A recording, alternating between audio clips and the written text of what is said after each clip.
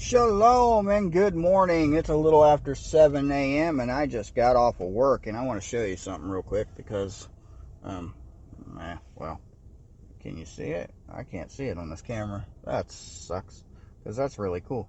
The sun is over there behind the haze and the clouds, and it just looks really cool, but the camera's not picking it up, so failure.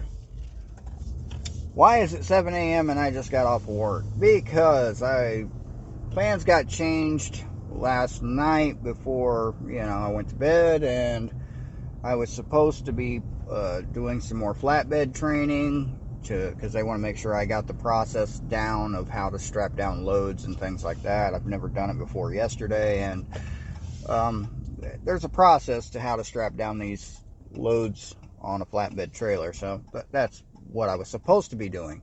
But then plans got changed, and I was going to be running the dump truck today, and I was going to be running fill sand to a job site, which wasn't, surprised me because of how the weather's been. But yeah, apparently my instincts were correct on that. And I got to the truck around 5:20 this morning. I pulled out of the yard around 5:40 this morning. I got to the fuel stop around 6:20 or so. Fueled up the truck, and then my boss called me and said, "Your job got canceled, and we don't have nothing else for you today." So I worked a whole total of 1 hour and 20 minutes, but they're going to give me a little more time on my time clock to make sure I, at least can cover the gas that I use to get to work and back home, which is nice of them. I appreciate that greatly, because gas is not cheap and it's a long drive. So yeah, that's why I'm making a video early in the morning. It's very foggy outside. I'm sure you can kind of see that out the windows there, but it is very foggy and hazy. It's a little after 7 a.m. at the time of this recording, and yeah, that's how my day's going. I'm headed home already. I'm wide awake. I still have a full cup of coffee. What does that say? Real Tree. I got this at a sporting goods store. It was really cheap. It's better than my old cup. I still have my old Yeti cup, but I don't like Yeti because of their worldviews. And I will not support their company anymore. So I don't know about these guys' worldviews. They're probably not any better. But the cup was cheap, and it fit in my cup holder in the dump truck, which my Yeti cup did not. So that's that. And this one holds more coffee than the Yeti cup did. So that was needed. Speaking of coffee, there was a massive coffee recall out of Wisconsin. It was a coffee cans, so I believe it's cold brew cans of coffee. I might be mistaken on that, but I believe that's what it was. I didn't look into it too much because I don't drink cold brew cans of coffee. Well, I have before, but it's not typical for me. And yeah, if you look up coffee recall on Google, you'll find it. I guess that it was contaminated with some kind of bacteria. It might have been listeria, or however you say that. Maybe. Or it was something else, some kind of toxin in the coffee. Now they're attacking our coffee. I mean, where do we draw the line, people? Where are we drawing the line when it comes to our food supply? If you've noticed recently, within the past, I'd say 6 months, a lot of food recalls have been happening. Most recent, again, was, I think this one was listeria, was produce being recalled from Aldi grocery stores, Walmart, and now they've added Kroger grocery stores to the list of those. It was a produce processing center out of Ohio, and there was a lot of different things affected by it, different produce. So it's something you may want to look into. You can Google that as well if you're interested, or if you eat food. And when I say food, I'm actually referring to Leviticus 11 food, not just the stuff they tell you is food.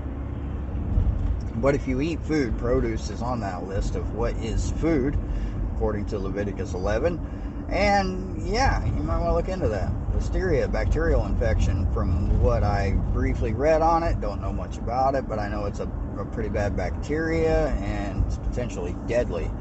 So you don't want to get that. Yeah. Or get some fish mocks. I mean, I don't know if that would do it, but that's where I would go with that. Just saying. Food recalls. They're attacking the food supply. It's been going on for years now that the food supply has been under assault by our own government for one, and foreign agencies for others. And of course, you'd have to do a lot of digging to find out what I'm telling you is actual information and not just me spouting off some BS, but it's real. It really is. So grain silos have collapsed, exploded, food warehouses and factories have caught fire. The list goes on and on and on. And now contaminated food supplies, potentially contaminated food supplies, because that's all the mainstream media ever says about these recalls and whatever's going on with the recalls when it comes to food, is it's a potential thing. And they've been recalling things for weird and just obscure reasons, like the dates being incorrect, like the Best Buy date or the expiration date on some cases. It's just, yeah, it's an assault on food. What is it? The CDC says we're all going to eat bugs and they're going to get rid of meat because meat is climate change and blah blah blah blah blah blah blah. The cows are causing it. There's too many cows. Right? No. Nope. Don't agree. Don't think that's true. I'm just saying no. They're in the past. I'm saying in the past there were a lot more wild animals, bison, for just throwing that out there, bison. There were more cows in previous times, historically speaking. I think in the plains of the United States, millions of bison used to roam, millions of them. So, and you're going to tell me now the cows are causing climate change? I mean, come on now. I mean, who believes this stuff? Who believes it? Because I don't. And I'm in the mindset, and I always have been in this mindset, question everything. Ask a question. Just literally question everything. Which literally is asking a question. It's like how, what, when, where, and why. Remember that as children? Something we used to do to annoy people, at least in my era, my day as a child. I was how, what, when, where, why. And yeah, that I took that to heart. It stuck. It's like a literal thing for me. I'm serious when I ask these questions. I want to know how that happened. I want to know why that happened. I want to know when that happened.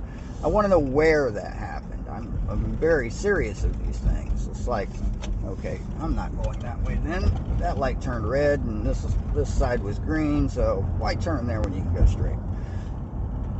This is the benefit of knowing multiple ways to get to and from a certain location. Just saying. But anyway, very foggy out here. It's like intense fog. I'm going to stop rambling on. It's been a blessed day. Really has. It hasn't been that long of a day yet, but it's been a blessing to just, I wasn't feeling it today. I got up out of bed and I just didn't want to show up. I didn't want to do the things. I'm just like, today, not today. But I did it anyway because I haven't worked much, which is probably a part of why I didn't want to do it today. I'm used to working 1 day a week for the last 3 weeks, so I'm like, yeah, 1 day sounds good. Who needs money, right? Nobody needs it. Yah provides, but Yah provides to those who do the work. That's just a key fact there. You really need to keep that in mind when you are relying on the creator of everything to give you what you need. Yes, he's willing to do so, but it's not free. There's always an if-then, like Exodus 19:5. If you diligently obey the voice of Yah, then you will be his people.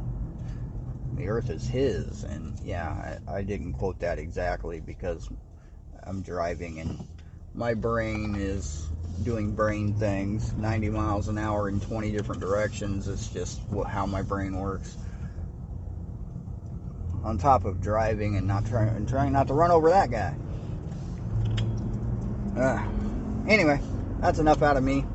I will be back tomorrow. I am scheduled to work again tomorrow. I'm going to be back in the semi-truck pulling the flatbed trailer, running loads of bricks again tomorrow.